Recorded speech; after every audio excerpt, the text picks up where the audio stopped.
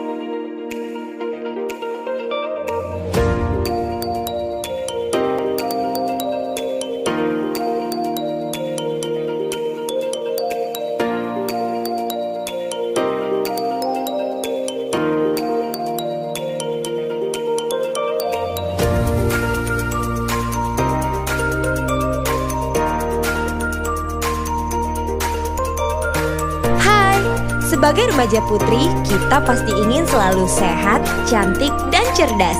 Seperti kelima remaja putri ini, sehat, cantik, dan cerdas tanpa anemia. Yuk kita temukan caranya di sini.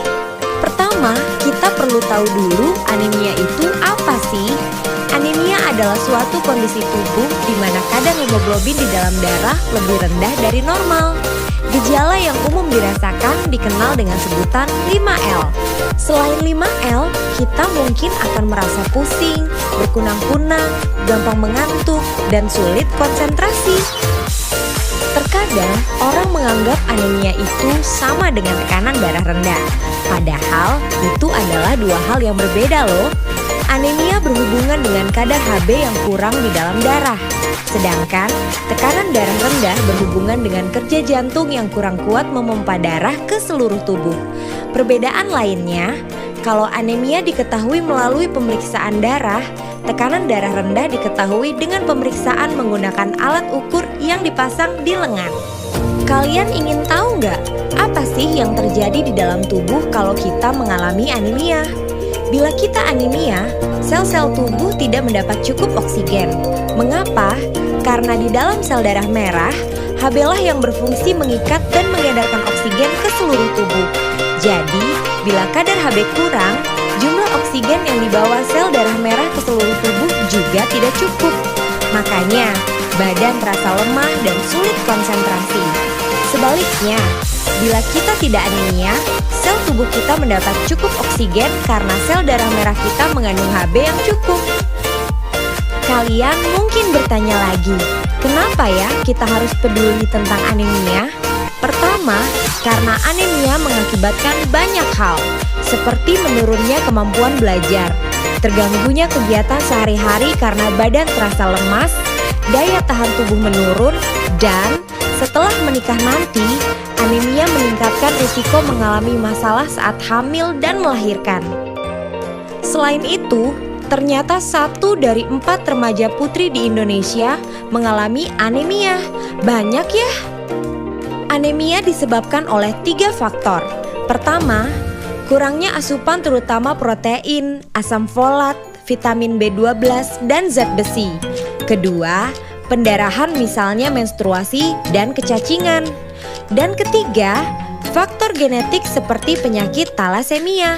Di Indonesia dan juga di banyak negara lainnya, penyebab utama anemia adalah kurangnya asupan zat besi. Menurut kalian, apakah remaja putri berisiko tinggi mengalami anemia? Ya, kalian benar. Remaja putri berisiko mengalami anemia karena 3 hal berikut. Pertama, kebutuhan zat besi yang tinggi karena pertumbuhan dan perkembangan yang cepat di masa pubertas. Kedua, kehilangan zat besi akibat pendarahan saat menstruasi. Ketiga, kebiasaan makan yang kurang baik, yaitu asupan zat besi yang kurang terutama dari pangan hewani. Kalian tahu nggak? Saat kita sudah merasakan gejala anemia, itu artinya anemia yang kita alami sudah parah. Kekurangan zat besi di tahap awal seringkali tidak menimbulkan gejala yang bisa kita rasakan. Padahal fungsi tubuh sudah terganggu. Jadi jangan tunggu sampai muncul gejala ya. Mencegah anemia. Caranya gimana?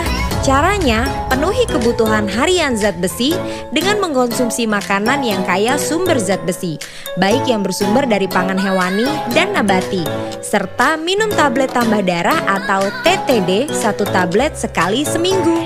Selain itu, konsumsi buah kaya vitamin C akan membantu meningkatkan penyerapan zat besi. Konsumsi TTD sangat membantu memenuhi kebutuhan zat besi harian. Bagaimana cara minum TTD? TTD diminum 1 tablet sekali seminggu di hari yang sama. TTD diminum setelah makan dengan air jeruk atau air putih. Jangan minum TTD dengan teh, susu, atau kopi, karena dapat mengurangi penyerapan zat besi yang ada di TTD. Apakah minum TTD secara rutin berbahaya untuk kesehatan? Jawabannya adalah tidak, karena tubuh kita mempunyai pengaturan zat besi yang otomatis. Bila tubuh kekurangan zat besi, maka asupan zat besi dari makanan dan TTD akan diserap tubuh lebih banyak, Sedangkan bila tubuh cukup zat besi, penyerapan zat besi akan lebih sedikit. Zat besi yang berlebih akan dikeluarkan tubuh melalui tinja. Itu sebabnya saat minum zat besi, tinja berwarna agak kehitaman. Jadi sekali lagi, konsumsi TTD tidak berbahaya untuk kesehatan. Jadi tunggu apa lagi? Yuk bersama kita cegah anemia.